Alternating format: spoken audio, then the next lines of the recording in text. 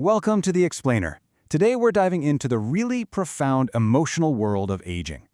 We're going to do this by breaking down a pretty poignant poem that I think captures a feeling a lot of us can understand, or will one day.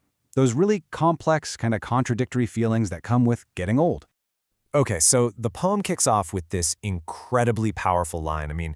Wow, it just perfectly sets up the central dilemma we're going to be digging into.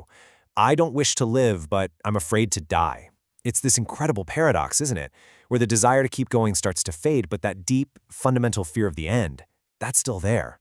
So this is really the emotional heart of the whole thing, this feeling of being totally stuck, caught between a life that maybe doesn't have the same joy it used to, and this deep-seated fear of what comes next, the unknown. And it's not like a one-time decision, it's this constant, daily state of being.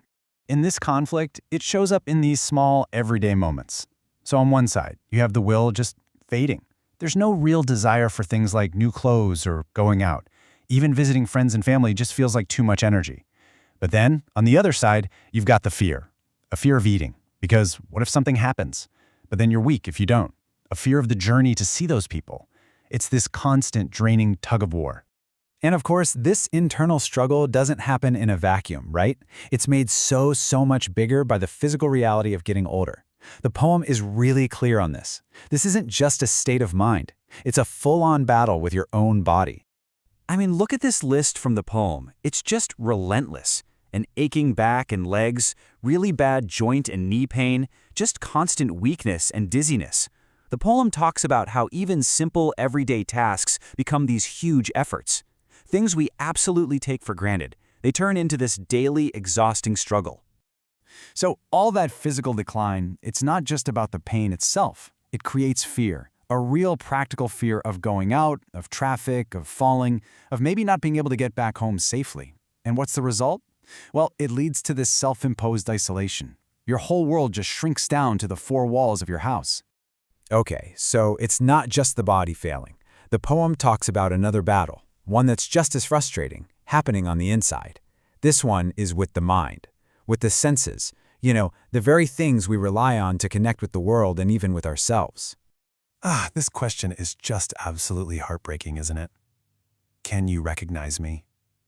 The poem has this central moment where people come to visit, and the narrator just can't place them.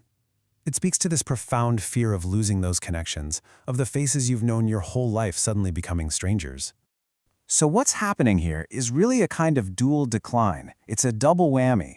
On one side, the mind is fading. You're forgetting things, can't recall names, you lose the thread of conversations.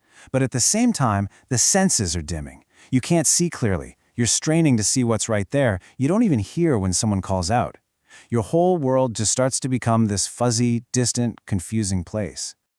Okay, so you've got the physical decline and this mental fog.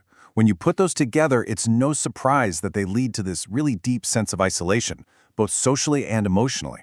The poem says the house feels empty, and now we're going to look at exactly why that is. And the poem puts it so simply, and without any blame, really. It's just a truth of life, right? Your kids, they grow up, they have their own paths, they're busy with their own work. It's totally normal. But for the person left at home, this completely natural thing leaves this huge, quiet emptiness. This right here, this question really gets to the heart of how the narrator is feeling. You notice it's not anger, there's no resentment. It's just this quiet, almost heartbreaking resignation. Who has so much time? It's like they feel like a burden, and they understand that everyone else's life is still moving at full speed. And you'd think the night might offer some relief, but not really. The poem talks about so much time just tossing and turning. The mind is just too busy with worries and thoughts to really get any sleep. And in that quiet, lonely darkness, what's left? Well, a lot of reflection, and in this case, even writing poetry, just to grapple with it all. All right, so this is where the poem makes a really important shift. It stops being just a personal story, a personal lament, and it turns into a universal lesson. It's like a piece of wisdom aimed directly at you, the reader, aimed at all of us. And that message is laid out in 3 clear steps. First, recognize this. This stage of life, this is coming for pretty much everyone. So pay attention. Second, respect. Don't laugh at or mock older people for their struggles. And finally, the most crucial part, care. Actively take care of them and do it with patience and with love. The poem then concludes with this incredibly powerful line. It elevates the whole message. It's saying that caring for the elderly isn't just a social duty, something you should do. It's framed as something sacred, something spiritual. It taps right into that deep cultural value of honoring the people who came before you. And that really just leaves us with this final question to think about. Because this poem, it's not just a sad story, right? It's meant to be a mirror, a call to action.